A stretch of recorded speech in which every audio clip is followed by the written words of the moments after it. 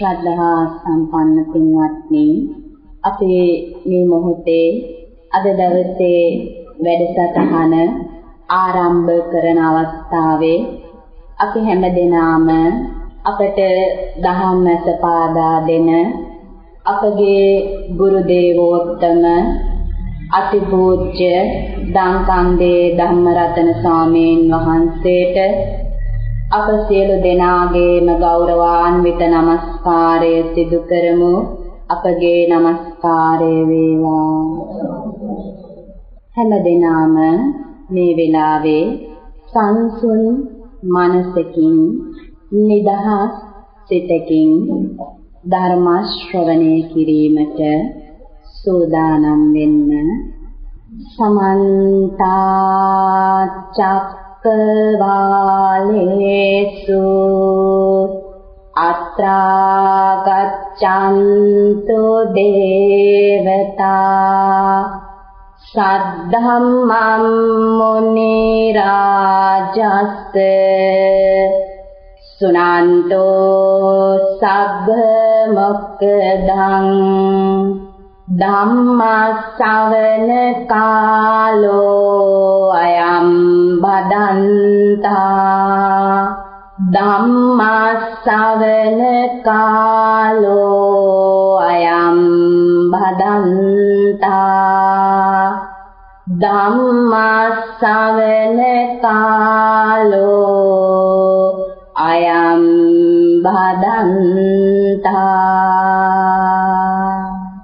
නමෝ තස්ස භගවතු අරහතෝ සම්මා සම්බුද්දස්ස. නමෝ තස්ස භගවතු අරහතෝ සම්මා සම්බුද්දස්ස. නමෝ තස්ස භගවතු අරහතෝ සම්මා සම්බුද්දස්ස. කතංච භික්ඛවේ භික්ඛෝ වේදනාසු වේදනානුපස්සේ විහෙරති.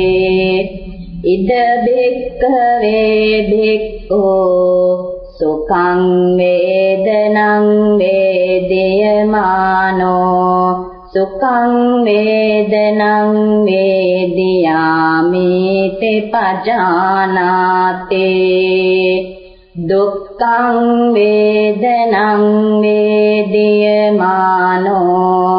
දුක්ඛං වේදනං වේදියාමි තේ පජානාති. අදුක්ඛම සුඛං වේදනං වේදියමානෝ අදුක්ඛම සුඛං වේදනං වේදියාමි තේ පජානාති. ශ්‍රද්ධා සම්පන්න පින්වත්නි, අපි පසුගිය භාවනා වැඩසටහන් වලදී සාකච්ඡා කරගෙන පැමිණියේ දීඝනිකායේ සඳහන් වන මහා සතිපට්ඨාන සූත්‍ර දේශනාව ඇසුරු කරගෙන ඒ සූත්‍ර දේශනාවේ අන්තර්ගත වන කරුණු අතුරින් කායානුපස්සනාව යටතේ තිබුණු කොටස් පිළිබඳව අපි ගිය වාරවලදී සාකච්ඡා කළා. අපිට අද සාකච්ඡා කිරීමට තිබෙන්නේ මහා සතිපට්ඨාන සූත්‍රයේ වේදනානුපස්සනාව කියන කොටස පිළිබඳව. කායානුපස්සනාව යටතේ තිබුණු භාවනා ක්‍රම 14 පිළිබඳව අපි පසුගිය වාරවලදී සාකච්ඡා කළා. අද අපිට තිබෙන්නේ මේ වේදනානුපස්සනාව පිළිබඳ කරුණු විමසීමටයි. මේ සෑම කෙනෙක්ම වාගේ මහා සතිපට්ඨාන සූත්‍රය අසා තිබෙනවා, කියවලා තිබෙනවා. එහි අන්තර්ගත කරුණු පිළිබඳව මනා අවබෝධයක් තිබෙන පිරිසක්.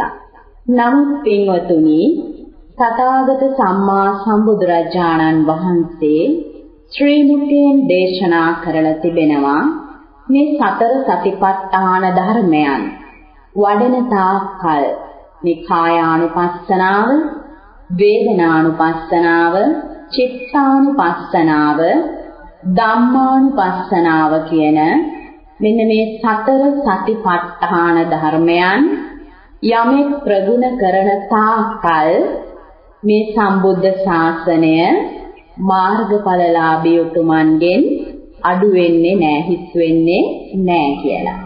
ඒ කියන්නේ පින්වතුනි, මේ වර්තමානයේ තුල, වර්තමාන යුගය තුල යමෙක් මනාව මෙන්න මේ කියන කායානුපස්සනාව, වේදනානුපස්සනාව, චිත්තානුපස්සනාව, ධම්මානුපස්සනාව කියන සතර සතිපට්ඨාන ධර්මයන් නිවැරදි ආකාරයෙන් මනාව පුරුදු පුහුණු කරනවා නම්, ප්‍රගුණ කරනවා නම් මේ කාලයේදී සෝවාන්, සක්‍රදාගාමි, අනාගාමි, අරහත් කියන සතර මඟ, සතර ඵලයන් ප්‍රතිවේද කරන්න පුළුවන්. මේ කාලවකවානුවේදී උනත් යමෙක් මෙන්න මේ සඳහා නිවැරදිව වීරිය වඩනවා නම්, කැප කරනවා නම් මේ යුගය තුල, වර්තමානයේ තුලත් මාර්ගඵලලාභීන් බවට පත් වෙන්න පුළුවන්. උතුම් ධර්මය අවබෝධ කරගන්න පුළුවන්. බුදුරජාණන් වහන්සේ දේශනා කරලා තියෙන දෙයක් මෙන්න මේ කරුණ. අන්න ඒ නිසා පින්වතුනි, අපිට ලොකු සතුටක් තිබෙනවා, අපිට ලොකු භාග්යක් ලැබිලා තිබෙනවා. අද සතර සතිපට්ඨාන ධර්මයන් වඩන්න, ප්‍රගුණ කරන්න අපිට අවස්ථාව සැලසීලා තිබෙනවා. අපිට මේ ධර්මය නිර්මලව ශ්‍රවණය කරන්න, ඒ ධර්මය කියවලා තේරුම් ගන්න අවස්ථාව අපි සෑම කෙනෙකුටම මේ වර්තමානයේ තුල ලැබිලා තියෙනවා. අන්න ඒ නිසා පින්වතුනි, අපි ඊටාම වාග්යවන්ත, වාසනාවන්ත පිරිසක්. මේ ධර්මයේ ජීවමානව පවතින කාලවකවානුවක මේ ධර්මය නිවැරදි ආකාරයෙන් ප්‍රගුණ කරලා ප්‍රතිඵල ලබන්න පුළුවන් යුගයකදී තමයි අපි මේ උතුම් මනුෂ්‍යාත්ම භාවයක් ලබලා තියෙන්නේ. ඒක අපිට ලැබිච්ච ඉතාම දුර්ලභ අවස්ථාවක්. අන්න ඒ නිසා අපි හැම කෙනෙක්ම මේ ධර්මය පිළිබඳව නුවණින්, ගැඹුරින් විමර්ශනය කරලා, විමසා බලලා තම තමන්ගේ නුවණින් මේ කියන ධර්මය අවබෝධ කරගන්නට ඕන. එම නිසා මේ සතර සතිපට්ඨානය පමණක්ම යමෙක් නිවැරදිව ඉගෙනගෙන සතර සතිපට්ඨානය වැඩිම තුලින්ම පමණක් චතුරාර්ය සත්‍ය ධර්මය සම්පූර්ණ වශයෙන් අවබෝධ කරන්න පුළුවන්.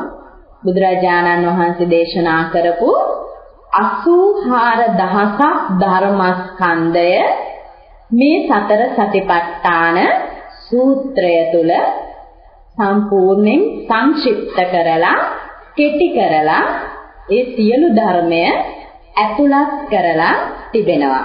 එම නිසා මේ මහා සතිපට්ඨාන සූත්‍ර දේශනාව අපිට ඊටාම වටිනා, වැදගත් සූත්‍ර දේශනාවක්. අන්න ඒ නිසා අපි හැම කෙනෙක්ම හොඳ අවබෝධයකින්, මනා නුවණකින්, හොඳ සිහියකින් මේ ධර්මය තේරුම් ගන්නට ඕන. ඒ වගේම විමසලා අවබෝධ කරගන්නත් ඕන.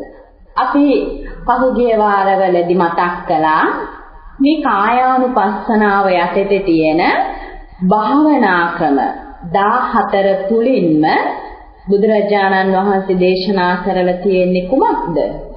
කයෙහි යථා ස්වභාවය අවබෝධ කර ගැනීම තුලින් මේ කය තුල සත්වයේ පුද්ගලයේ ආත්මයක් නැහැ කියන එක ප්‍රත්‍යක්ෂව අවබෝධ කර ගැනීමයි කායානුපස්සනාවේ සඳහන් වෙච්ච සෑම භාවනා ක්‍රමයකින්ම බුදුරජාණන් වහන්සේ දේශනා කරලා තිබුණේ.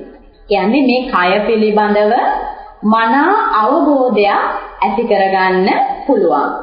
අපිට කය පිළිබඳව අවබෝධයක් නැත්නම් කයේ යථා ස්වභාවය අපි හරියට අවබෝධ කරලා නැත්නම් මෙන්න මේ කායානුපස්සනාව යටතේ තිබෙන භාවනා ක්‍රම යමෙක් නුවණින් විමසලා අවබෝධ කරගත්තොත් අපි මේ බොහොම අගයක් දීලා තියෙන වටිනාකමක් දීලා තියෙන කයින් ස්වභාවය ඇත්තටම කුමක්ද කියන එක අවබෝධ කරගන්න පුළුවන්. ඒ කියන්නේ ඉතාමත් පැහැදිලිව කිසිම තැනක සැකයක් ඇති නොවන ආකාරයට තමන්ගේ හදවත තුළින්ම ප්‍රත්‍යක්ෂව දකින්න පුළුවන් වෙන ආකාරයට ඒ සෑම භාවනා ක්‍රමයකින්ම අවසානයේ විස්තර කෙරෙන්නේ මේ සක්කාය දිට්ඨිය කියන වැරදි දෘෂ්ටිය නැති කරගන්න ආකාරය. රූපස්කන්ධය තුල ආත්ම දෘෂ්ටියකින් ගන්න කිසිම දෙයක් නැහැ කියන එක ඒ සෑම භාවනාවක් තුළින්ම ප්‍රත්‍යක්ෂ කරගන්න පුළුවන්. පටික්කුල සංඥාව ගත්තත්, ධාතු මනසිකාරය ගත්තත්, ඒ වගේම සති සම්පජානනය, ඉරියාපත පබ්බය, නව සීවතිකය මේ කවර භාවනාවක් ගත්තත් සෑම භාවනා ක්‍රමයක් අවසානයේම බුදුරජාණන් වහන්සේ දේශනා කරලා තියෙන්නේ කුමක්ද? රූපස්කන්ධයේ සමුදය වය අවබෝධ කර ගැනීම. සමුදයක් රූපේ සමුදයක් තියෙනවා. රූපේ සමුදයක් තිබුණා නම් වැය වීමකුත් තියෙනවා. වය වීම. ඒ කියන්නේ නැතිවීමක්. හට ගැනීමක් තිබෙනවා නම් අනිවාර්යෙන්ම නැතිවීමක් තියෙනවා. අන්නේ හට ගැනීමත් නැතිවීම කියන නිරෝධයත් බුදුරජාණන් වහන්සේ ඉතාමත් පැහැදිලිව ඒ කායානුපස්සනාව යටතේ විස්තර කරලා තිබුණා. අන්න ඒ වගේම තමයි පින්වතුනි මේ වේදනානුපස්සනාව කියන එකත්. අපි මේ වේදනාව සිතින් අල්ලගෙන සිටිනවා. වේදනාව කියන එක අපි හැම කෙනෙක්ම සිතින් අල්ලගෙන උපාදානය වෙලා තියෙන දෙයක් තමයි වේදනාව කියලා කියන්නේ. දැන් මේ අයට වේදනාව කියලා ගත්තට පස්සේ එකපාරටම වේදනාව කියන වචනේ ඇහෙනකොට මොකක්ද මතක් වෙන්නේ? දුක්ඛ වේදනාව. අපි වේදනාව කියලා බොහෝ විට කියන්නේ දුක්ඛ වේදනාවට. එතකොට සැප වේදනාවට කියන වෙන නමක් තියෙනවද? නෑ. වේදනාව කියලා කියන්නේ පොදු වචනයක්. වේදනාව කියලා කියන්නේ පොදු දෙයක්. පොදු වචනයක්. හැබැයි වේදනාව කිව්ව ගමම මොකද්ද අපිට මතක් වෙන්නේ? දුක් වේදනා තමයි මතක් වෙන්නේ. නමුත් අපි මේක විග්‍රහ කර කර බැලුවොත් වේදනාව කියලා කියන්නේ මේ පොදු දෙයක්. පොදු වචනයක්. සැප වේදනාවට කියන්නේ වේදනාව. දුක් වේදනාවට කියන්නේ වේදනාව. අදුක්කම සුඛ මදහත් වේදනාවට කියන්නේ වේදනාව. ඉතින් මේ වේදනාව කියලා කියන්නේ පොදු වචනයක්. සැපට දුකට මධ්‍යස්ථ සෑම අවස්ථාවකටම පොදු වචනයක් තමයි වේදනාව කියන එක. නමුත් අපිට පුරුදු වෙලා තියෙන වේදනාව කියනකොටම දුක් වේදනා තමයි මතක් වෙන්නේ. මානසික දුක් වේදනා හෝ කායික දුක් වේදනා තමයි මතක් වෙන්නේ. නමුත් මේ වේදනාවේ ප්‍රභේද කිහිපයක් තියෙනවා. වේදනාවේ ප්‍රභේද කිහිපයක් තියෙනවා. වේදනාව කියලා ගත්තට පස්සේ අපි මුලින්ම කතා කරනවා සැප වේදනාව, දුක් වේදනාව, මැදහත් වේදනාව. එහෙම නැත්නම් අදුක්කම සුඛ වේදනා. එතකොට මේ වේදනාව නැවත බෙදන්න පුළුවන්, අපිට ප්‍රභේදගත කරන්න පුළුවන්. කායික වේදනා සහ මානසික වේදනා. කායික වේදනා, මානසික වේදනා. එතකොට මේ වේදනාව තවත් ආකාරවලට බෙදෙනවා. සාමිස වේදනා සහ නිරාමිස වේදනා. මොනවද මේ සාමිස වේදනා කියලා කියන්නේ? සාමිස සහ නිරාමිස. අපි මේවා දැනගන්න ඕනේ. නැත්තම් වේදනාව කිව්වට අපි දන්නේ සැපයි දුකයි විතරයි. වේදනාව කිව්වට පස්සේ අපි වේදනාවේ ස්වභාවය බුදුරජාණන් වහන්සේ දකින්න කියලා දේශනා කරනවා. සැප වේදනාවක් නම් ඒක සැප වේදනාවක් විදිහට දකින්න. දුක් වේදනාවක් නම් දුක් වේදනාවක් විදිහට දකින්න. අදුක්කම සුඛ මදහත් වේදනාවක් නම් තියෙන්නේ ඒක අදුක්කම සුඛ මදහත් වේදනාවක් විදිහට අපි දකින්න ඕනේ. ඒ වගේම සාමිස වේදනාව සාමිස වේදනාවක් විදිහට දකින්න ඕනේ. නිරාමිස වේදනා නිරාමිස වේදනා විදිහට දකින්න ඕනේ. සාමිස වේදනාවලක් තියෙනවා. සාමිස සැප වේදනා, සාමිස දුක් වේදනා. ඒ වගේම නිරාමිස සැප වේදනා, නිරාමිස දුක් වේදනා. මේ විදිහට එතන ප්‍රභේදගත වෙනවා. එතකොට අපි අවබෝධ කරගන්න ඕනි මොකක්ද මේ සාමිස වේදනා කියලා කියන්නේ. සාමිස කියලා කියන්නේ පංචකාම ගුණිකයන් තුලින්. ඒ කියන්නේ මේ පංචකාමයන් තුලින් අපේ සිත් තුළ සතුටක් ඇති වෙනවා. සාමිසව සුඛ වේදනා කියලා කියන්නේ අපි මේ අස්කන්නාසාදී ඉන්ද්‍රියන්ට ප්‍රිය අරමුණු හමු වෙනකොට අපිට සැපක් දැනෙන්නේ නැද්ද? දැනෙනවා. දැන් තමන්ගේ ඊටාම ප්‍රියමනාප, දැන් දෙමව්පියන්ට නම් ප්‍රියමනාප තමන්ගේ දරුවෝ දකිනකොට නිරාමිස සුඛ වේදනාවක් ඇති වෙන්නේ, සාමිස සුඛ වේදනාවක් ඇති වෙනවා. සාමිස සුඛ වේදනාවක් අනිවාර්යයෙන්ම ඇති වෙනවා. තමන් කැමති ප්‍රියමනාප පුද්ගලයන් දකිනකොට තමන්ට ඇති වෙන්නේ මොකද්ද? සාමිස සුඛ වේදනා. එතකොට මේ නිරාමිස වේදනා කොහොමද ඇති වෙන්නේ? නිරාමිස සුඛ වේදනා ධ්‍යාන සිතක් උපදවාගත් අවස්ථාවලදී ධ්‍යාන සිත් උපදවාගෙන ධ්‍යාන සුවය විඳිනකොට එතන සැපක් විඳින්නේ අපි. හැබැයි ඒ සැප නිරාමිසයි. නිරාමිස සුඛයක් ඒක.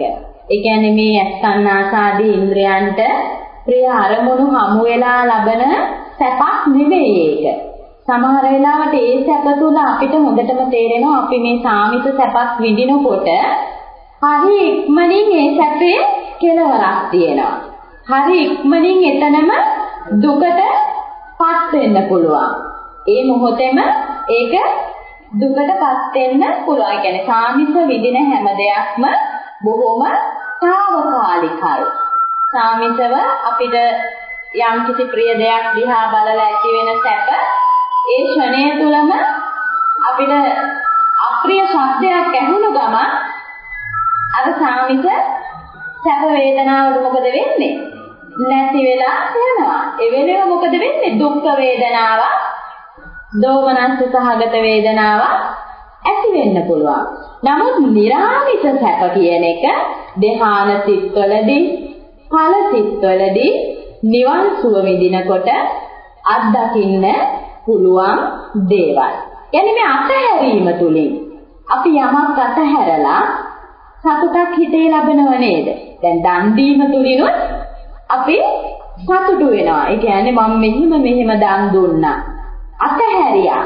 ඒ කියන්නේ අර මානෙන් ඇති කරගන්න සතුට නෙමෙයි, හදවතින්ම Taman සතු දෙයක් දීලා කිසිම ආකාරයකින් පසුතැවිල්ලක් නැත්තම් එතන සම්පූර්ණ අතහැරීමක් තියෙනවා. අන්නේ අතහැරීම තුළින් තමයි නිරාමිස සතුටක් ලබන්න පුළුවන් වෙන්නේ. Taman සතු දෙයක් අවංකවම හදවතින්ම අත්හැරීම තුලින් Tamanට ලැබෙන සතුට නිරාමිස සතුටක්. ඒක පුදුමාකාර නිරාමිස සතුටක්. නෙක්ඛම්මයක් තුලින් ලැබෙන සතුට, නෙක්ඛම්මය කියන්නේ අතහැරීම. ඒ තුලින් ලැබෙන්නේ විශාල සතුටක්. එතකොට මෙන්න මේ විදිහට අපි වේදනාවේ ස්වરૂපයන් අවබෝධ කරගන්න ඕන. වේදනාව කියලා කියන්නේ මොකක්ද? වේදනාවේ ස්වභාවයන් මොනවද? වේදනාව ඇති වෙන ආකාර. වේදනාවට අරමුණු වෙන්නේ කුමක්ද කියන එක අපි හොඳට දැනගන්න ඕන. එතකොට අපි දැන් වේදනාව කියන එක පිළිබඳයි කතා කරන්නේ. එතකොට මේ වේදනාව කිව්වහම අපි බොහොම සරලව ගන්න පුළුවන්. ඔය ඔක්කොම එකට කැටි කරලා සැප වේදනා, දුක් වේදනා, මැදහත් වේදනා කියලා. එතකොට මෙන්න මේකනම් වේදනාව කියලා කියන්නේ වේදනාවේ සමුදය කුමක්ද? වේදනාව දැනගන්නට ඕන. වේදනාවේ සමුදය දැනගන්නට ඕන. වේදනාවේ නිරෝධය දකින්න ඕන. වේදනාව නිරුද්ධ කරන ප්‍රතිපදාව අවබෝධ කරගන්න ඕන. මේ වේදනාවෙන් නිදහස් වෙන්න නම් වේදනාව යථා පරිදි අවබෝධ කරගන්න නම් වේදනාව කියන්නේ කුමක්ද? වේදනාවේ සමුදය කුමක්ද? වේදනා නිරෝධය කුමක්ද? වේදනා නිරෝධගාමිනී පටිපදාව කුමක්ද? මේ විදිහට අපි දකින්න ඕනේ. වේදනාව කියලා ගත්තාම අපි සරලව කතා කරා සැප වේදනා, දුක් වේදනා, මැදහත් වේදනා. එතකොට වේදනාවේ සමුදය කුමක්ද? වේදනාවක් තියෙනවා නම් අනිවාර්යෙන් සමුදයක් තියෙන්නට ඕන. වේදනාවක් තියෙනවා නම් සමුදයක් තියෙන්න ඕන. එහෙම නැත්නම් වේදනාවක පැවැත්මක් නැහැ. සමුදය කුමක්ද? ස්පර්ශය. ඔව්, වේදනාවේ සමුදය ස්පර්ශය. අපි බලමු කොහොමද මේ වේදනාව ඇත්තටම ප්‍රායෝගිකව අපේ සිත් තුළ ඇති වෙන්නේ කියලා. මේ ස්පර්ශය හේතු කරගෙන කොහොමද අපේ සිත් තුළ වේදනාවන් ඇති වෙන්නේ? දැන් අපේ ඇසට ප්‍රිය රූපයක් මුණ ගැහෙනවා. අපි කැමති ප්‍රිය රූපයක් ඇසට මුණ ගැසුණට පස්සේ මොකද වෙන්නේ? ඇසයි රූපයයි එකතු වුණාට පස්සේ චක්කු විඥාණය ඇති වෙනවා.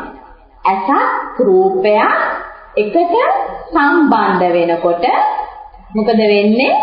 චක්කු විඥාණය ඇති වෙනවා. එතකොට මෙන්න මේ ඇසයි රූපයයි චක්කු විඥාණයයි තුන් දෙනා මොකද වෙන්නේ?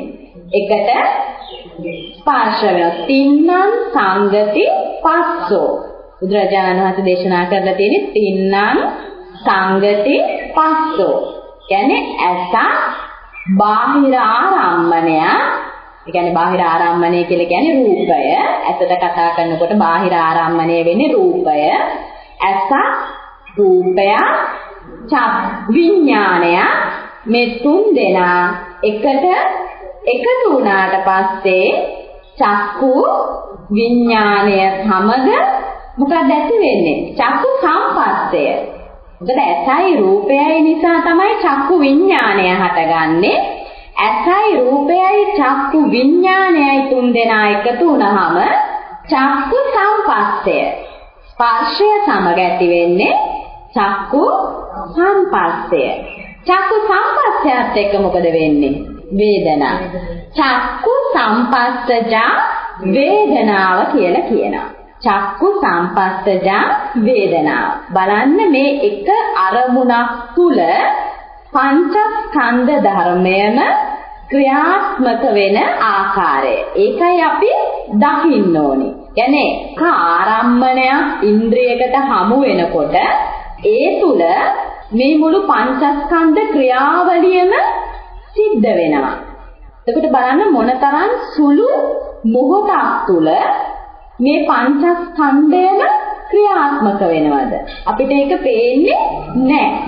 මතු පිට හැට ඒක පේන්නේ නැහැ. නමුත් නුවණින් විමසලා සමාධිමත් සිතකින් බලනකොට තේරෙන්න ඕනි, අවබෝධ වෙන්න ඕනි සෑම ආරම්මණයක්ම, සෑම ඉන්ද්‍රියකටම සෑම ආරම්මණයක්ම හමු වෙන සෑම අවස්ථාවකදීම මොකද වෙන්නේ? පංචස්කන්ධය ක්‍රියාත්මක වෙනවා. පංචස්කන්ධය ක්‍රියාත්මක වෙලා නැතර වෙනවද? නැහැ. පංච උපාදානස්කන්ධය රැස් කරනවා. හැමදෙස්සේම කරන්නේ මොකද්ද? අරමුණක් දෙනවා. අරමුණ දීලා ඒ අරමුණ තුලින් විශාල පංචස්කන්ධ ලෝකයක් රැස් කරනවා, ගොඩ ගහනවා. එතකොට අපි කරන්නේ පොඩි දෙයක් නෙමෙයි. දැන් බලන්න අපි කතා කරේ ඇසට ප්‍රිය රූපයක් මුණ ගැහුණා. එකපාරටම ඕන තමන් කැමති ප්‍රියමනාප පුද්ගලයේ මුණ ගැහුණා. මුණ ගැහුණ ගමන් මොකද වෙන්නේ? චක්කු විඥානය ක්‍රියාත්මක වෙනවා. චක්කු සංපස්සේ ඇති වෙනවා. චක්කු සංපස්සේ නිසා චක්කු සංපස්සජා වේදනාව ඇති වෙනවා. මොකක්ද ඇති වෙන්නේ? එතනදි සැප වේදනාවක්. තමන් කැමති ප්‍රියමනාප පුද්ගලයෙක් දකින්නකොටම ඇති වෙන්නේ සැප වේදනාවක්. එතනින් නතර වේද? චක්කු සංපස්සජා වේදනාවෙන් නතර වෙන්නේ නැහැ. ඊට පස්සේ සංඥා ඇති කරගන්නවා අපි. ඒ ඇති වෙච්ච වේදනාවට අනුව, සැප වේදනාවට අනුව සංඥා ඇති කරගන්නවා. හොඳට මනසින් සංඥාවන් ගොඩ ගන්නවා. මෙයා මේ විදිහ කෙනෙක්, මෙයා කලින් මෙහෙමයි, දැන් මේ විදිහයි, මෙහෙම වෙනස් වෙලා ඔය විදිහට මොකද කරන්නේ? පුළුවන් තරම් අපි ඒ වටා සංඥා ගොඩ ගන්නවා. අපි කියන්නේ මේ වෙලාවේ හිටියේ මේ විදිහයි, ඒ පුද්ගලයා හැසිරුනේ මේ විදිහයි, කතා කරේ මේ විදිහයි, මූණේ ස්වභාවය මෙහෙමයි. මොකද කරන්නේ? මේ මොනවද ඔක්කොම අපි අල්ලගන්නේ? සංඥා ගොඩක්. සංඥා ගොඩක් අපි එතන ගොඩ ගන්නවා. සංඥා ගොඩෙන් නතර වෙන්නෙත් නැහැ. සංස්කාර ඊට පස්සේ පිළිබඳ හොඳයි කියලා සංස්කාර ගොඩ ගන්නවා. මේ හොඳ නෑ කියන ගොඩ ගන්නවා සංස්කාරයේ විදිහට. අර ඇති වෙච්ච පුංචි ආරම්මණය තුලින් අපි මොකද කරන්නේ? විශාල සංඥා ගොඩක්, විශාල සංස්කාර ගොඩක් රැස් කරනවා. ඔය හැම වෙලාවකම මොකද වෙන්නේ? නැවත නැවතේ ඇති කරගන්න සංඥාවට අනුව නැවත වේදනාව ඇති කරනවා. තං සංජානාති යම් වේදේති. ඇති කරගනු ලබන සංඥාවට අනුව නැවත නැවත වේදනා පහළ කරගන්නවා. ඒ ඇති වෙන සුඛ වේදනාවට අනුව නැවත සංඥා ගොඩ ගන්නවා. මදුපිණ්ඩික සූත්‍රයේ බුදුරජාණන් වහන්සේ දේශනා කළා තියෙනවා තං සංජානාති යම් වේදේති. ඒ කියන්නේ යම් සංඥාවකට අනුව වේදනා රැස් කරනවා. ඒකෙම අනිත් පැත්ත උන්වහන්සේ දේශනා කරනවා තං වේදේති තං සංජානාති. ඊට අනුරූපව ඒ ඇති කරගන්න වේදනාවලට අනුරූපවම නැවත නැවත මොකද කරන්නේ? සංඥා ගොඩ ගන්නවා. ඕක තමයි අපි කරන ක්‍රියාවලිය. කියන්නේ එක ආරම්මණයක් හමු වුණු ගම නතර වීමක් නැහැ. වේදනාවෙන් නතර වෙන්නේත් නැහැ. ඒ වේදනාව උපාදානය කර කර සංඥා ගොඩ ගන්නවා. සංඥාවෙන් නතර වෙන්නේත් නැහැ. ඒ සංඥාව උපාදානය කර කර ඊට අනුරූපව තව වේදනාවන් රැස් කරනවා. ඒක තමයි අර හැමතිස්සෙම අපිට ප්‍රිය අරමුණක් මුණ ගැසුණට පස්සේ අපි මොකද කරන්නේ? අරමුණ අතාරින්න කැමති නැහැ. ප්‍රිය අරමුණ අතාරින්න කැමති නැහැ. ඇයි අතාරින්න කැමති නැත්තේ? අපි ඇලිලා ඉන්නේ අර සංඥා ගොඩේ, වේදනා ගොඩේ, සංස්කාර ගොඩේ. අපි ඒකෙම හිඳා බැහැගෙන මොකද කරන්නේ? ඊට අනුරූපවම සංස්කාර රැස් කරනවා. ඕකම තමයි ඒකේ ප්‍රතිවිරුද්ධ අරමුණ. අපි අකමැති අරමුණක් අපිට ලැබුණට පස්සේ මොකද වෙන්නේ? දැන් අකමැති පුද්ගලයෙක් මුණ ගැහුණා කියලා හිතමු අපි. අකමැති පුද්ගලයෙක් මුණ ගැහුණත් අපි මොකද කරන්නේ? ඒ පුද්ගලයා දිහා නැවත බැලුවේ නැති වුණාට හිත ඇතුලෙන් මොකද කරන්නේ? ආරම්භණය ගන්නවා අපි. නමුත් ඒ පුද්ගලයා එකපාරයි වෙන්න පුළුවන් ඒ පුද්ගලයා දිහා බලන්නේ. දකින්නේ ඒ පුද්ගලයා එකපාරයි. නමුත් පැය ගානකට, දවස් ගානකට මොකද කරන්නේ? ආරම්මණයත් එක්ක හිත ඇතුලේ ලොකු වැඩ ටිකක් කරනවා. සංස්කාර ගොඩ ගහනවා. ඒ කියන්නේ එකපාරයි දකින්නේ අප්‍රිය පුද්ගලයේ. දැක්කට පස්සේ අරමුණ ඇති. මේ පුද්ගලයා කියලා ගත්තා. ඊට පස්සේ හිත ඇතුලේ මොකද ඇති වෙන්නේ? දකින්නකොටම අර චක්කු සම්පස්සජා වේදනාව දුක්ඛ වේදනාවක් වෙනවා. මොකද අරමුණ අප්‍රිය අරමුණක්, අකමැති අරමුණක් නිසා දුක්ඛ වේදනාවක් ඇති වෙනවා.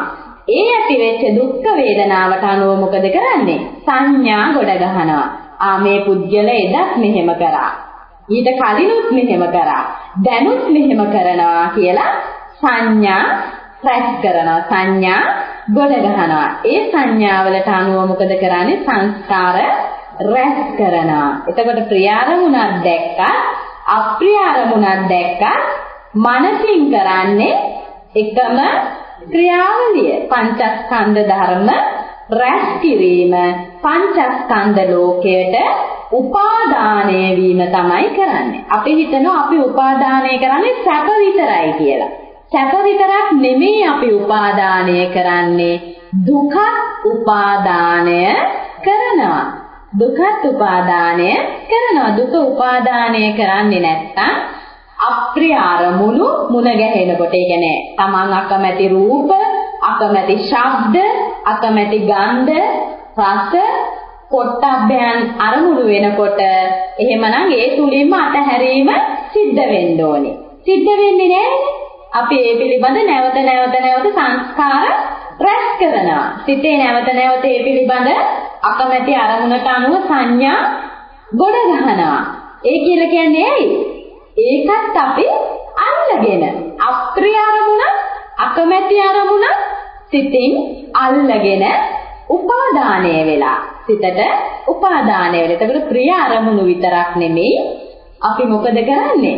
අප්‍රිය අරමුණු උපාදානය කරගන්නවා. එයි මේ අවිද්‍යාව නිසා. අවිද්‍යාව කියන මෝඩකම නිසා අපි හැමතිස්සෙම මොකද කරන්නේ? ආරම්මණයන් අරමුණු රැස් කරන එක, ගොඩ ගහන එක තමයි සිතේ ස්වභාවය. හිතට පුළුවන් ද ආරම්මණයන් ඈත් කරලා සිත නිදහස් කරගෙන ඉන්න? නිදහස් කරගෙන ඉන්න පුරුද්ද ඇත්තෙම නැහැ. නිදහස් කරන එක අරමුණක් අයින් කරනකොට තවත් අරමුණක් ඇවිල්ලා ඒ අරමුණ වටා අපි මොකද කරන්නේ? රැස් කරනවා, සංස්කාර රැස් කරනවා. ඒක තමයි කියන්නේ දැන් ඇසට, කනට, නාසයට, දිවට, කයට රූප, ශබ්ද, ගන්ධ, රස, පොට්ටබ්බ කියන්නේ ස්පර්ශ කියන මේ අරමුණු නැතත් මනස මොකද වෙන්නේ? මනසට අරමුණු තියෙනවා. දැන් අපි භාවනා කරනකොට ඇස් පියාගෙන මොකද වෙන්නේ? ඇහෙන් බලන්නේ නැහැ. ඇසට රූප හමු වෙන්නේ නැහැ. කනට ශබ්ද ඇසුනට අපි ඒ ශබ්ද ඔස්සේ යන්නේ නැහැ. නාසයට ගඳ සුවඳ බලාපොරොත්තු වෙන්නේ නැහැ. දිවෙන් රස විඳින්නේ නැහැ. කයෙන් ස්පර්ශය තුලින් ආස්වාදයක් ලබන්නේ නැහැ. මේ ඉන්ද්‍රයන් පහටම අරමුණු අපි දෙන්නේ නැහැ. ඒ සිත නිදහස්ද? සිත නිදහස් නැහැ. ඇයි ඒ? මනසේ තියෙනවා ඕන තරම් රැස් කරගත්තු දේවල්. ගබඩා කරගෙන තියෙනවා. මොනවද? ධම්මාරම්මන. මනසට ධම්මාරම්මන ඕන තරම් තියෙනවා. මනසට පුළුවන් එක අරමුණක් අරගෙන ඒ අරමුණ ඔස්සේ මුළු පංචස්කන්ධයම ක්‍රියාත්මක කරන්න පුළුවන්. දැන් මේ වෙලාවේ කියනවා අපි අලුත් අරමුණක් දෙනවා මනසට. දැන් රුවන්වැලි සෑය ගැන හිත පිහිටුවා ගන්න කියනවා. දැන් පුළුවන් නේද අපිට මේ වෙලාවේ ඇසට රුවන්වැලි සෑය කියන රූපය ආරම්මණයක් නොවුනාට මනසින් බැරිද සියලුම අරමුණු ටික ගන්න? ශ්‍රද්ධාව ඇති කරගන්න පුළුවන්, සිතින් වන්දනා කරගන්න පුළුවන්, ඒ පිළිබඳ තමන් කලින් ගිහිපු අවස්ථා සිහිපත් කරගන්න පුළුවන්, සැප වේදනා ඇති කරගන්න පුළුවන්, සංඥා පහළ කරගන්න පුළුවන්, සංස්කාර ඕනි තරම් මේ වෙලාවේ රැස් කරගන්න පුළුවන්. ඇසට දුන්නේ ආරම්මණය. ඇසට දුන්නේ නෑ. මනසේ තියෙනවා ධම්මාරම්මන. මනසේ අපි තැම්පත් කරගත්තු, උපාදානය කරගත්තු අරමුණු රාශියක් මේ මනසේ තියෙනවා. එතකොට අපි මොකද කරන්නේ? මේ අල්ලගෙන උපාදානය කරගත්තු අරමුණු අපි වේලාවකට අරගෙන සුබ විදිහට හිත සතුටු වෙන විදිහට මෙනෙහි කර ඇතුලෙන් මොකද වෙන්නේ? සතුටු වෙනවා. අරමුණු සුබ විදිහට අරගෙන, කියන්නේ මේ මනසට ධම්මාරම්මන සුබ විදිහට දීලා ඒ ගැන මොකද වෙන්නේ? අපේ සංස්කාර රැස් කරනවා. නිහඬව ඉඳගෙන කරන්න පුළුවන්. එතකොට ඕකම තමයි අනිත් පැත්ත. අකමැති අරමුණු අරගෙන අපි මනසෙන් මොකද කරන්නේ? මනසත් එක්ක පුළුවන් තරම් අපි ගැටෙනවා. තමන් අකමැති අරමුණු මතක් කරන වෙලාවට බලන්න හිතේ මොකද්ද තියෙන්නේ කියලා. දුක්ඛ වේදනාව. එතකොට මේ අස්තන්නාසාදී ඉන්ද්‍රයන්ට අරමුණු දීලා නෙමෙයි, මනසින් තමයි සම්පූර්ණයෙන්ම මේ ඔක්කොම සුබ විදිහට ගන්නෙ, අසුබ විදිහට ගන්නෙ, දුක් වේදනාවන් ඇති කරගන්නේ, සැප වේදනාවන් ඇති කරගන්නේ, කුසල සංස්කාර රැස් කරන්නේ, අකුසල සංස්කාර රැස් කරන්නේ, මේ ඔක්කොම කරන්නේ මොකකින්ද? මනසින්. එතකොට මේ මනසේ තමයි හැම දෙයක්ම තියෙන්නේ. ඒ කියන්නේ වේදනාව තියෙන්නේ කොහෙද? සිතේ. බාහිර ලෝකේ නෙමෙයි මේවා තියෙන්නේ. දැන් අපි හිතන්නේ බාහිර ප්‍රියමනාප රූප දකින්නකොට, ප්‍රියමනාප පුද්ගලයෝ දකින්නකොට එකපාරට මේ සතුට කියන එක, වේදනාව කියන එක බාහිරින් අපිට ඇති කරලා දුන්නා කියන එක තමයි අපිට එකපාරට දැනෙන්නේ. බාහිරින් ඇති කරලා දුන්නා නෙමෙයි, ඒ අරමුණ අපේ මනසින් ගත්තු විදිහ. දැන් කෙනෙකුට ප්‍රියමනාප පුද්ගලයේ, කෙනෙකුට ඊටාම ප්‍රිය පුද්ගලයෙක් දැකලා හිතේ සතුට ඇති වෙනකොට, තව පුද්ගලයෙක් පැත්තක ඉඳන් එයා දිහාම බලලා දුක් වේදනාවක් ඇති කරගන්න පුළුවන්. එකම ආරම්මණය, එකම පුද්ගලයා දිහා කෙනෙක් ප්‍රිය විදිහට බලනවා, තව කෙනෙක් අකමැති, අප්‍රිය, අමනාප අරමුණක් විදිහට දකිනවා. එතකොට බලන්න, බාහිර ලෝකයේ අරමුණු පාඩුවේ තියෙනවා. බාහිර ලෝකයේ පාඩුවේ තියෙනවා. අපි මොකද කරන්නේ? මනසින් එක් ආරම්මන අරගෙන තම තමන් කැමති විදිහට මේවා ප්‍රිය ඒවා, මේවා අප්‍රිය ඒවා කිය වටිනාකමක් දෙන්නේ, ප්‍රභේදගත කරන්නේ මොකින්ද? තමන්ගේ මනසින්. එතකොට බලන්න, මේ වේදනාව කියන එක අපි හැමතිස්සෙම ඇති කරගන්නේ කොහෙන්ද? මනසින්.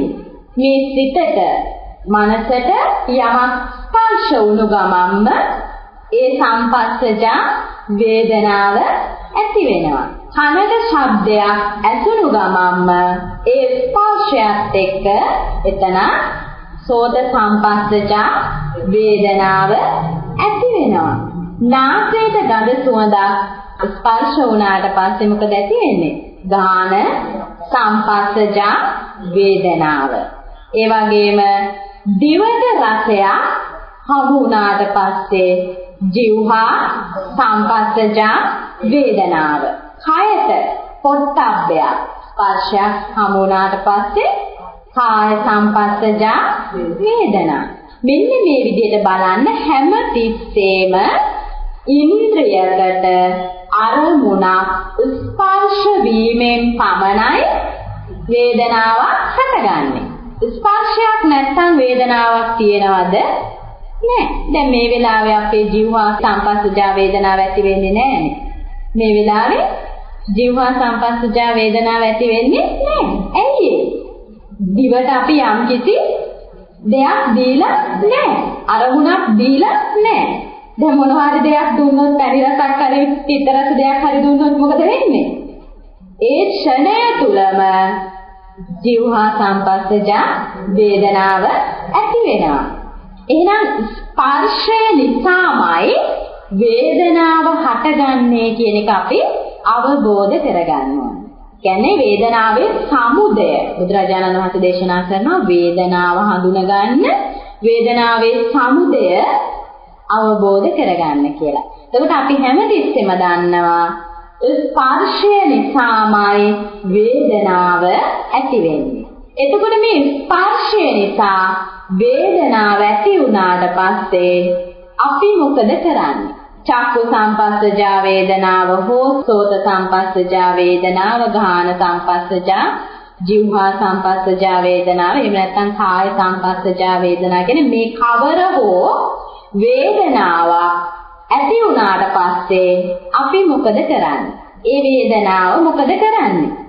අපි හිතනවා මගේ වේදනාව මම විඳිනවා කියන එකයි හිතන්නේ. ඔන්න ඔය දෘෂ්ටියයි අපි නැති කළ යුත්තේ. වේදනාව හඳුනා ගන්නවා නම්, වේදනාවේ සමුදය යමෙක් දකිනවා නම්, වේදනාවත් වේදනාවේ සමුදයත් දකින කෙනාට වේදනාවේ නිරෝධය දකින්න පුළුවන්. අපි මේ හැම වේදනාවක්ම ඇසෙන්, කනෙන්, නාසයෙන්, දිවෙන්, කයෙන්, එහෙම නැත්නම් මනසින් ඇති කරගන්න සෑම වේදනාවක්ම මොකද කරන්නේ? විඳින කෙනෙක් ඉන්නවා කියන දෘෂ්ටියට වැටෙනවා.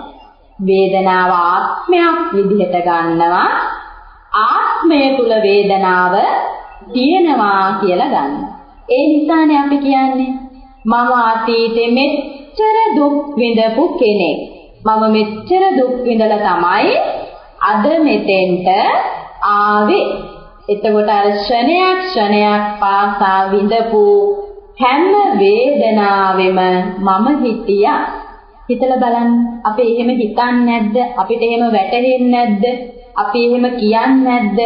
අපි ඒක පිළිගන්නේ නැද්ද? අවංකවම හිතන්න. අපි ඒක කියනවා. අපි ඒක ඒ වෙලාවට පිළිගන්නවා. අපි අතීතයේ මෙච්චර දුක් විඳලා තියෙනවා.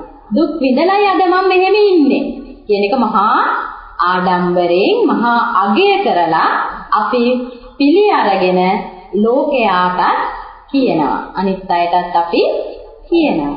හැබැයි පින්වතුනි, ඇයි අපි එහෙම පිළිගන්නේ? ඇයි අපි එහෙම කියන්නේ? වේදනාව ආත්මයක් විදිහට ගත්තු නිසා. මේ පරමාර්ථ සත්‍යය. ආත්මය තුල වේදනාව තියෙනවා කියලා හිතපු නිසා මෙන්න මේ වේදනාවේ ආත්ම දෘෂ්ටිය බැසගත්තු නිසා අපි හැමෝම හිතනවා අපි මෙච්චර සැප විඳලා තියෙනවා, මෙච්චර දුක් විඳලා තියෙනවා කියලා. අපි මොකද හැමතිස්සෙම කරන්නේ? නිරුද්ධ වී ගිය වේදනා ස්කන්ධය වර්තමාන ආරම්මණයක් කරගෙන වර්තමානයේ වේදනාව ආත්ම දෘෂ්ටියෙන් අල්ල ගන්නවා. කිසිම වැදගම්මකට නැති, නැත්තටම නැති වෙලා, නිරුද්ධ වෙලා, නිවිලා ගියපු සංස්කාර මාත්‍රයක් නේද වර්තමාන ආරම්මණයක් කරගෙන ඒ වර්තමාන ආරම්මණයටත් ආත්ම දෘෂ්ටියක් දීලා බැඳෙනවා. වර්තමාන වේදනාවලට විතරක් මොහොතකට බැඳීමක් ඇති කරගන්නව නම් සුළු හෝ සාධාරණත්වයක් තියෙනවා. මොකද මේ මොහොතට හරි ඒක දැනෙනවනේ කියලා. يعني දැන් දුකක් තියෙනවා නම් දැන් අපිට මොහොතක් දැනෙනවනේ වේදනාව. දැන් සැපක් විඳිනවා නම් මොහොතකට ඒ සැප දැනෙනවා. දැන් අද රස්න වෙලාවට ෆෑන් එක යටට ගියහම පොඩි සැපක් අපිට දැනෙනවා. ඒ නිසා වර්තමාන මොහොතේ වේදනාවක් තියෙනවා කියලා සුළු ක්ෂණයකට හරි අරමුණක් තියෙනවා. නමුත් අතීතයේ විඳපු වේදනාවන් වලට අගයක් දෙන්න පුළුවන්ද? වටිනාකමක් දෙන්න පුළුවන්ද? ප්‍රාණයක් දෙන්න පුළුවන්ද? ආත්මයක් දෙන්න පුළුවන්ද? ආත්මීය දෘෂ්ටියක්. අතීතයේ නිරුද්ධ වී ගිය, නැති වී ගිය කිසිදු වේදනාවකට කිසිම අගයක් දෙන්න බෑ. අපි අගයක් දෙනවා කියලා කියන්නේ අගය දෙන ප්‍රමාණයටම මෝඩකම තියෙනවා කියන එකයි. අවිද්‍යාව තියෙනවා කියන එකයි. මොකද සම්පූර්ණයෙන් නිවිලා ගියපු දෙයක් නැත්තටම නැති වෙලා ගියා. දැන් හිතලා බලන්න, අපිට මීට සතියකට කලින් අපි රෝගාතුර වෙලා ඉඳලා අපි කායික දුක් විඳා කියලා හිතන අනන්තවත් කායික දුක් විඳා රෝහල් ගත වෙලා අනන්තවත් දුක් විඳා අපි කායික දුක්. ඒ එකක්වත් දැන් තියනවද? එදා තිබ්බ කායික වේදනාවන් විඳ රූපේවත් තියනවද අද? නෑ. ඉතින් මේ රූපස්කන්ධය නිසා ඇතිවෙච්ච දුක් වේදනාවන් එකක්වත් දැන් නැහැ. ඔය වගේම තමයි අපි අතීතේ අනන්තවත් සැප විඳලා තියෙනවා කියලා හිතුවට ඒ විඳපු කිසිම සැපක් දැන් නැහැ. කිසිම සැපක් නැහැ. උදාහරණයකට ගන්න අපි මීට කලින් සමාධියක් උපදවාගෙන සමාධියේ සැපේ යම් කෙනෙක් විඳනනම් ධ්‍යානසිතක සුවයක් යම් කෙනෙක් විඳනනම් ඵල සමවත් සුවයක් යම් කෙනෙක් විඳනනම් ඒව සැපනේ, නිරාමිස සැප. ඒ එක සැපක්වත් දැන් තියනවද? දැන් නැහැ. මේ ෂණයේ තුල බලනකොට එක සැපක්වත් නැහැ. මෙන්න වේදනාවේ යථා ස්වභාවය. මේ වගේ නැත්තටම නැති වෙලා නිවිලා යන දෙයක් මේ වේදනා ස්කන්ධය කියලා කියන්නේ. ආපස්සට හැරිලා බලනකොට අතීතයේ වේදනා කියලා විඳපු වේදනා මම වින්දා කියලා ගත්තු යමක් තියෙනවා නම් මේ වෙලාවේ අතීතයට හැරිලා බලනකොට සම්පූර්ණ අතීතය හිස් වෙලා නිවිලා යන්න ඕන.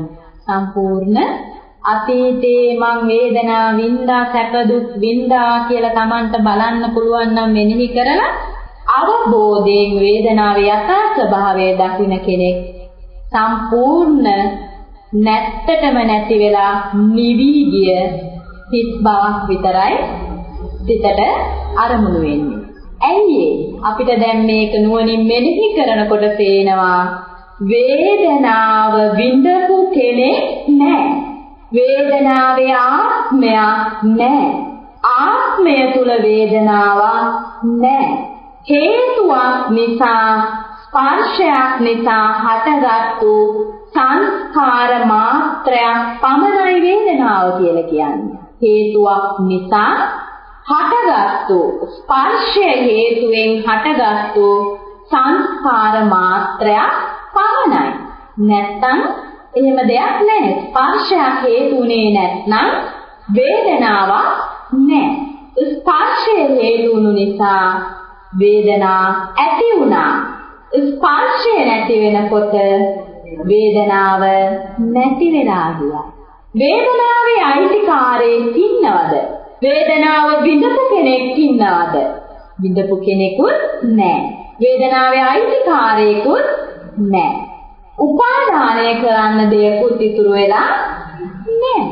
ඒ ෂණයනි තුලම හේතුන්ගෙන් සකස් වෙච්ච ස්පර්ශය නිසා ස්පර්ශයක් හේතුන්ගෙන් හටගත්තු දෙයක්. ඉන්ද්‍රියයි අරමුණයි නැත්තම් ස්පර්ශයකුත් නැහැ. ඉන්ද්‍රියක් තියෙන්නත් ඕන, බාහිර ආරම්මණයක් තියෙන්නත් ඕන. ඒ නිසා තමයි ස්පර්ශයක් හටගන්නේ. විඥානයක් පහළ වෙන්නේ. මේ කලින් තියෙන හේතු නිසා, ඒ කියන්නේ මේ ඉන්ද්‍රිය සහ අරමුණ එකට එකතු වීම නිසා ස්පර්ශය හටගත්තා.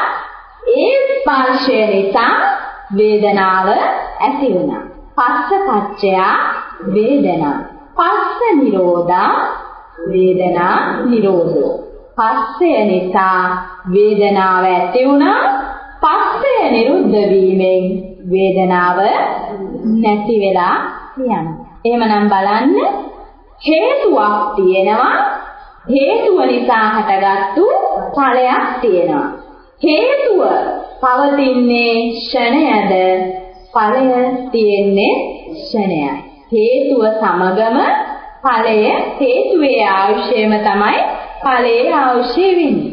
හේතුව ෂණයකින් නිරුද්ධ වෙනවා නම් ඵලයත් ඒ ෂණේම නිරුද්ධ වෙලා නැති වෙලා යනවා. එහෙමනම් කොතනද මෙතන මම කියලා ගන්න තියෙන්නේ? මගේ කියලා ගන්න තියෙන්නේ වේදනාවේ කොතනද? බලන්න පොඩි තැනක් හරි කොතන හරි ඉතුරු වෙනවද කියලා. ආත්මයකට පිහිටන්න. හේතුව නිරුද්ධ වුණත් ඵලය නිරුද්ධ වුණත් වෙන මොනවා හරි ඉතුරු වෙලා තියෙනවද ආත්මයට ගිහිල්ලා එල්ලෙන්න? ආත්මයට ගිහිල්ලා කිඳා බසින්න තැන නැහැ.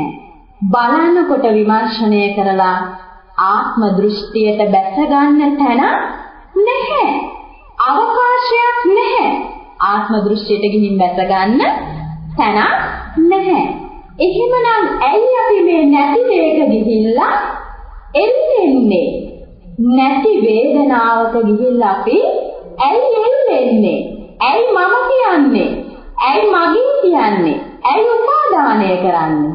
මෙන්න මේ කියන යථාර්ථය නොදත් අවිද්‍යාව නිසා, ඇත්ත නොපෙනෙන මෝහය නිසා, අවිද්‍යාව නිසා අපි ගිහිල්ලා කොතනක හරි එල්ලෙනවා. එල්ලෙන්නේ කොහෙද කියලා දන්නේ නැහැ. අන්තිමට බලනකොට එල්ලෙන්න ආරම්මණයක් ඉතුරු වෙලා නැහැ. කොහේ හරි ගිහිල්ලා අහුවෙච්ච තැනක එල්ලෙනවා. මොන තරම් නොදක්කම, මොන තරම් අනවබෝධයක්, මොන තරම් අවිද්‍යාවක් අපේ සිතේ කිඳා බැසගෙන තිබෙනවාද කියන එක අපිට දැන් පෙනෙන්නට ඕන. අපි අතීතයේනේ දැන් අරමුණු කරලා බැලුවේ. එතකොට මේ වර්තමානය කියන්නේ මොකක්ද? ගෙවෙන අතීතයක් පමණයි. වර්තමාන මොහොතක පැවැත්මක් නැහැ. වර්තමානය කියලා අරමුණු කරන යම් ආරම්මණයක් තිබෙනවද? ඒ ආරම්මණයත් ඒ ක්ෂණය තුලම නැති වෙලා අතීතයට යනවා.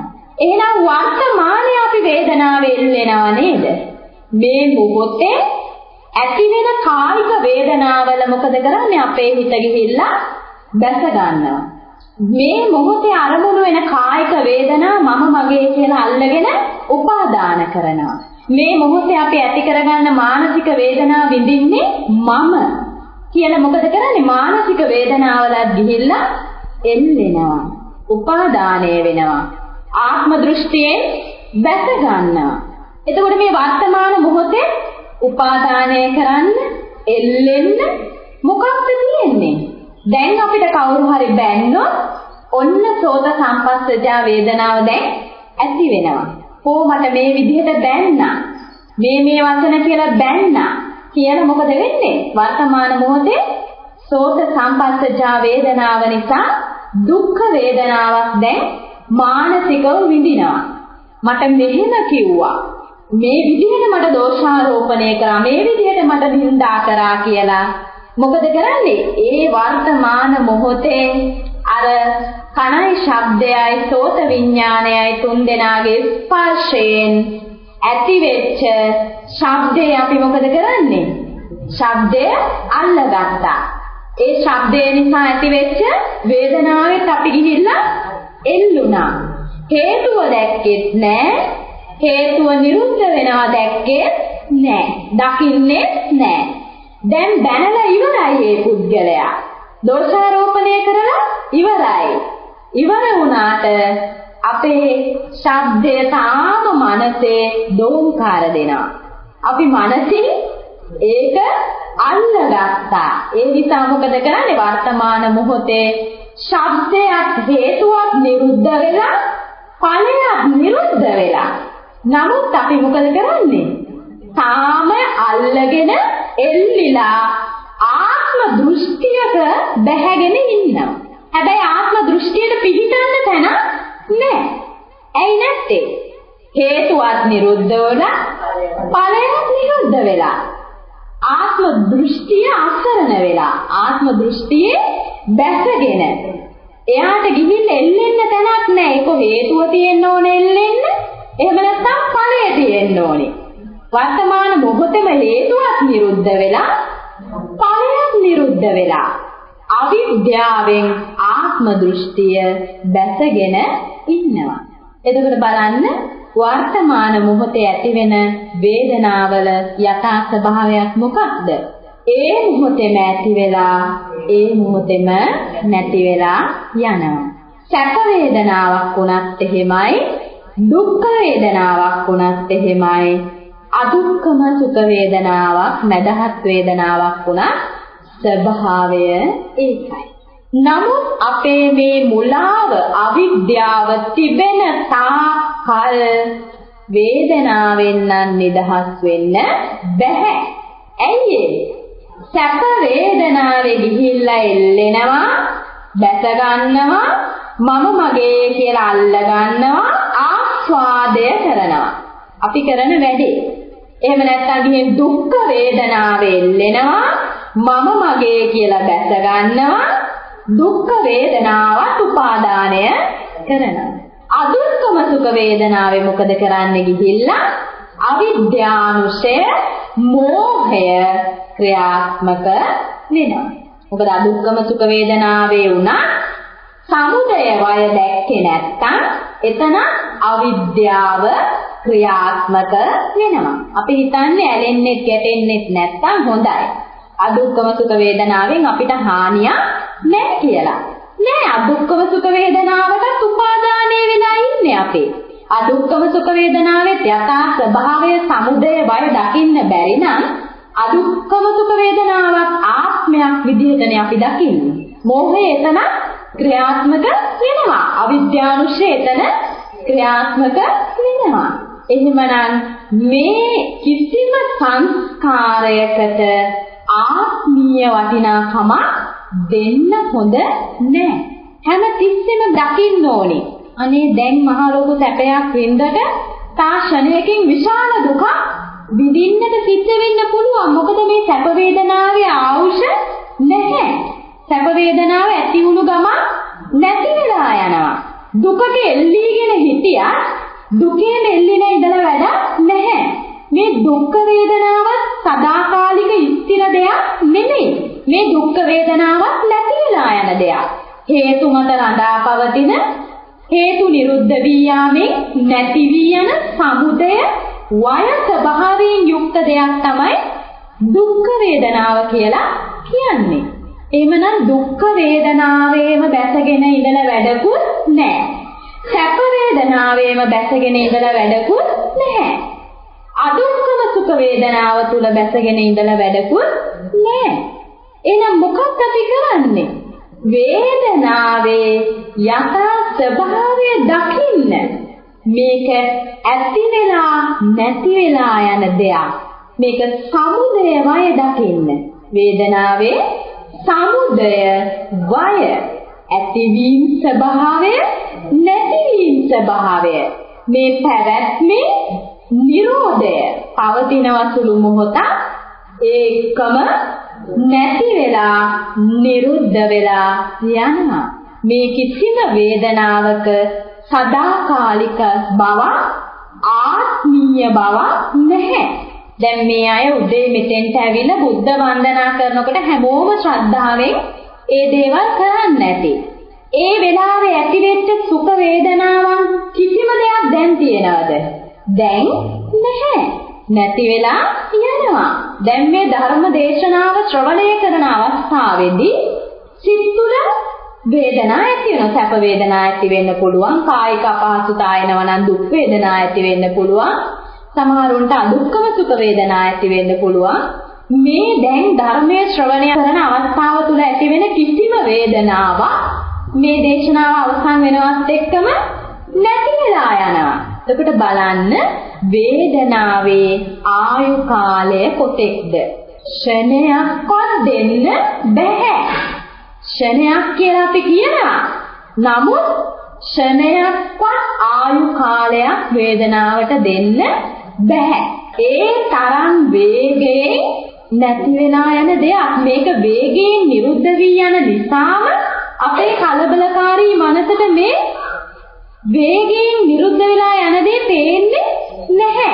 ඒකයි කියන්නේ සංසුන් මනසකින් ධර්මය දකින්න. සමාහිතෝ භික්ඛවේ භික්ඛු යථා භූතං පජානාති. වේදනාවේ යථා ස්වභාවය දකින්න නම් සංසුන් මනසකින් සමාධිමත් සිතකින් දකින්න ඕනේ.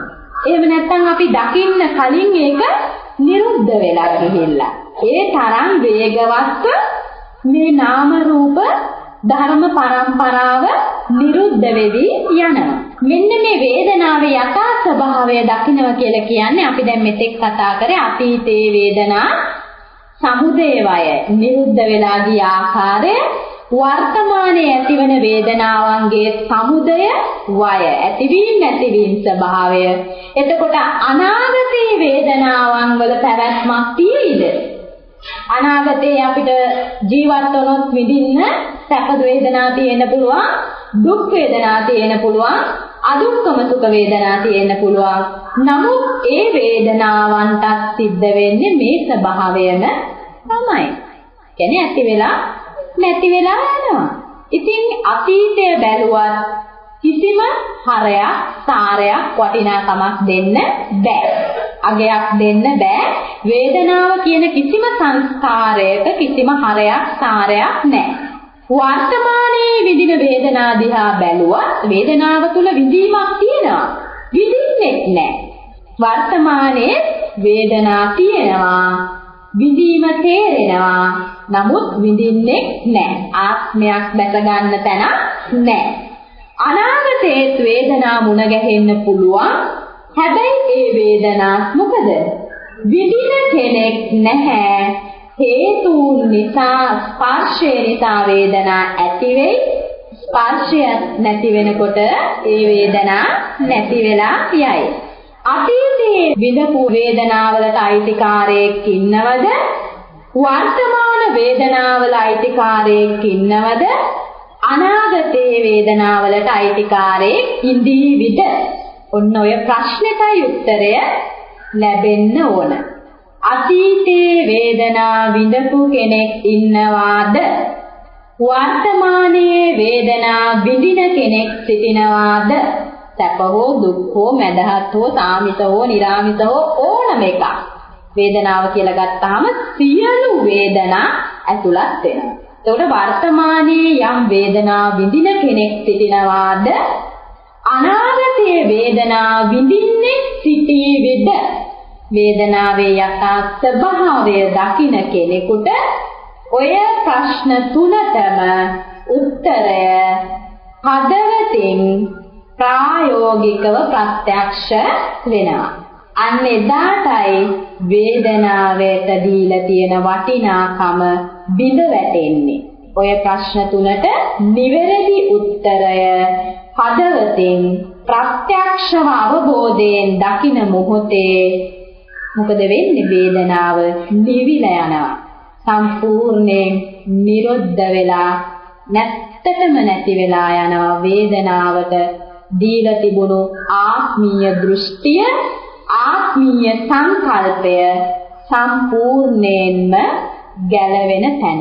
يعني වේදනාව ආත්මයක් විදිහට මෙතෙක් කල් සිටුවනම් ආත්මය තුල වේදනාවක් තියෙනවා කියලා හිතුවනම්, වේදනාව මම විඳිනවා කියලා හිතුවනම්, ඒ විඳීම තුල මම සිටිනවා කියලා අපි හිතාගෙන කටයුතු කරා නම් වේදනාව වැරදි ආකාරයට වේදනාව තුල පිහිටපු සක්කාය දිට්ඨිය කියන වැරදි දෘෂ්ටිය නැති වෙන්න නම් වේදනාවේ යථා ස්වභාවය, කවර වේදනාවක වුණත් යථා ස්වභාවය තමන්ගේ සිතට අවබෝධ වී යා යුතුයි. එතකොට බුදුරජාණන් වහන්සේ මේ වේදනානුපස්සනාව තුල දේශනා කරලා තියෙන්නේ මොකක්ද? සංක්ෂිප්ත කරලා කෙටි කරලා ගත්තොත් මොකද්ද තියෙන්නේ? වේදනාව තුලත් මම කියලා සත්වයේ පුද්ගලයෙක්, ආත්මයක්, විඳින කෙනෙක් නැහැ කියන එක අවබෝධ කර ගැනීමයි. එතකොට මේ සුළු දෙයක් වුණාට සූත්‍රයේ මුලින් කියන්නේ සුඛ වේදනාවක් නම් ඒක සුඛ වේදනාවක් කියලා දකින්න, දුක්ඛ වේදනාවක් නම් දුක්ඛ වේදනාවක් කියලා දකින්න, අදුක්ඛම සුඛ වේදනාවක් නම් අදුක්ඛම සුඛ වේදනාවක් දකින්න කියන එක බොහොම සරලව කිව්වට දකින්නවා කියන එක පින්වතුනි බොහොම ගැඹුරු දෙයක්. දකින්න කියලා කියන්නේ මේ තුල සුඛ වේදනාව තුලත් සත්වයේ පුද්ගලයෙක් නැති බව දකින්න, දුක්ඛ වේදනාව තුලත් විඳින සත්වයේ පුද්ගලයෙක් නැති බව, අදුක්ඛම සුඛ වේදනාවත් විඳින සත්වයේ පුද්ගලයෙක් මමෙක් නැති බව අවබෝධ කරගන්න. ඒක අවබෝධ කරගන්න පුළුවන් වෙන්නේ වේදනාවේ නිරෝධය දකින්න පුළුවන් වෙන්නේ කොහොමද? සමුදය වය අවබෝධ කර ගැනීම තුලින්. වේදනාවේ සමුදය වය දකින කෙනෙකුට, ඒ කියන්නේ මේ වේදනාවේ ඇතිවීම නැතිවීම දකින කෙනෙකුට වේදනා නිරෝධය සාක්ෂාත් කරන්න පුළුවන්. වේදනා නිරෝධය අත්දකින්න පුළුවන්. එතකොට තමන් අන්නේ විදිහට අජ්ජත්තික වේදනාවේ යථා ස්වභාවය දකිනකොට බාහිර ලෝකයේ සත්වයන් තුල වේදනා ඇති වී නැති වී යන්නේ ඔය විදිහටමයි. අජ්ජත්තික ලෝකය මෙන්ම බාහිර ලෝකයේ සමුදය වය වේදනාවේ සමුදය වය දකිනකොට මොකද වෙන්නේ? නච කිංචි ලෝකේ උපාදීයති. ඇලෙන්න බැඳෙන්න දෙයක් නැහැ. අජ්ජත්තික ලෝකයට ඇලෙන්න බැඳෙන්න තැනකුත් ඉතුරු වෙන්නේ නැහැ. බාහිර ලෝකයට ඇලෙන්න බැඳෙන්න තැනක් ඉතුරු වෙන්නේ නැහැ. එතකොට මේ සිතට ගිහිල්ලා එල්ලෙන්න පිහිටන්න තැනක් නැහැ. අජ්ජත්තික ලෝකයක් හිස් වෙලා යනවා. බාහිර ලෝකයක් හිස් වෙලා යනවා. අනාත්ම සංඥාව තුලිනුයි මේ හිස් භාවය ප්‍රත්‍යක්ෂ වෙන්නේ. ඒ තුලින් දකිනවා මේ කිසිම තැනක සත්වයේ පුද්ගලයේ ආත්මයක් කියලා පිහිටන්නට තැනක් නැහැ කියන එක. එතකොට වේදනානුපස්සනාවත් අපි වඩන්න ඕනි, ප්‍රගුණ කරන්න ඕනි කොහොමද? සත්ව පුද්ගල සංඥාව දුරු වෙන ආකාරයට, සක්කාය දිට්ඨිය ප්‍රහාණය වෙන ආකාරයට. හොඳයි, එහෙමනම් මේ පින්වත් පිරිස මෙතෙක් වේලාම ඒ සතර සතිපට්ඨාන සූත්‍රයේ වේදනානුපස්සනාව යටතේ දැක්වෙන කරුණු කිහිපයක් අපි සාකච්ඡා කළා. හොඳයි, මේ හැම දිනාම මෙතෙක් වේලාම ධර්ම ශ්‍රවණය කිරීම තුළින් රැස් කරගත්තා වූ ඒ අසීමිත කුසල ශක්තිය මේ හැම දිනාටම හැකිතාක් ඉක්මනින් උතුම් චතුරාර්ය සත්‍ය ධර්මයන් අවබෝධ කරගෙන සියලු දුක් කෙලවර කරලා බුදුපසේ බුදුමහරහත් උත්තමයාණන් වහන්සේලා නිවී සැනසී වදාළ ඒ පරම ශාන්ත වූ නිර්වාණ ධාතුව සාක්ෂාත් කර ගැනීම පිණිසම මේ සියලු කුසල ධර්මයන් හේතු වාසනා වේවා කියලා ප්‍රාර්ථනා කරගන්න. ඒ වගේම ඔබ අප සෑම සියලු දෙනා විසින්ම රැස් කරගත්තා වූ මේ අසීමිත කුසල ශක්තිය මේ ලෝකයක් සම්මා සම්බුද්ධ ශාසනයත් ආරක්ෂා කරන්නා වූ අල්පේ ශාක්‍ය මහේ ශාක්‍ය ආදී සියලුම දෙවි දේවතාවුන් වහන්සේලාටද තම තමන්ට හිතකාමීව කටයුතු කරන සියලු ඉෂ්ඨකාමී දෙවි දේවතාවුන් වහන්සේලාටද මේ සියලු පුණ්‍ය ධර්මයන් අපි චිත්ත ප්‍රීතියෙන් යුක්තව අනුමෝදන් කරමු. අනුමෝදන් වෙත්වා, අනුමෝදන් වෙත්වා. මේ පින් අනුමෝදන් වීම තුළින් උන්වහන්සේලාගේද දිව්‍ය සම්පත් තව තවත් වඩා වර්ධනය වේවා. උන්වහන්සේලාද ප්‍රාර්ථනීය කරන්නා වූ උතුම් බෝධියකින් අමා මහ නිවනින් සැනසෙත්වා කියලා අපි දෙවියන්ටත් පින් අනුමෝදන් කරමු. ඒ වගේම ඔබ අප සෑම සියලු දෙනා නමින්ම අනන්ත සංසාරෙහි පටන් මේ මොහොත දක්වාම මිය පරලව යන්නට යෙදුණු සියලු සංසාරගත ඥාති හිත මිත්‍රාදීන්ටද මේ සියලු පුණ්‍ය ධර්මයන් අපි සතුටු සිතින් යුක්තවම අනුමෝදන් කරමු. අනුමෝදන් වෙත්වා, අනුමෝදන් වෙත්වා. මේ පින් අනුමෝදන් වීම තුළින් ඒ මියගිය ඥාතීන්ගේද පරලෝ ආත්ම භාවයන් සැපවත් වේවා. සැපවත් ආත්ම භාවවල උප්පත්තිය ලබා ඇතනම් ඒ සැප තව තවත් වඩා වර්ධනය කරගනිමින් උතුම් අමා මහ නිවනින් සැනසීම පිණිසම මේ සියලු කුසල ධර්මයන් හේතු වාසනා වේවා කියලා මියගිය ඥාතීන්ටත් පින් අනුමෝදන් කරමු. ඒ වගේම මේ හැම දිනාටම හැකිතාක් ඉක්මනින් සුඛපටිපදාව තුලින්ම උතුම් චතුරාර්ය සත්‍ය ධර්මය අවබෝධ කර ගැනීමට මේ සියලු කුසල ධර්මයන් හේතු වාසනා වේවා.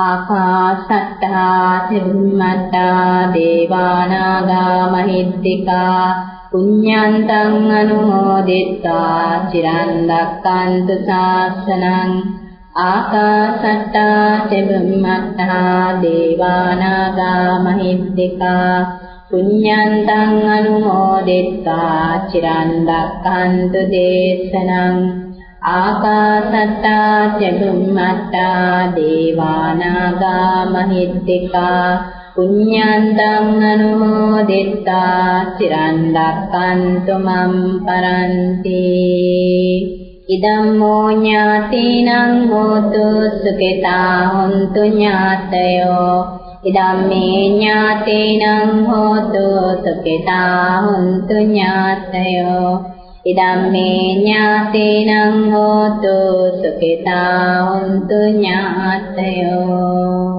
ඉමිනා පුඤ්ඤ කම්මේන මාමේ බාල සමාගමෝ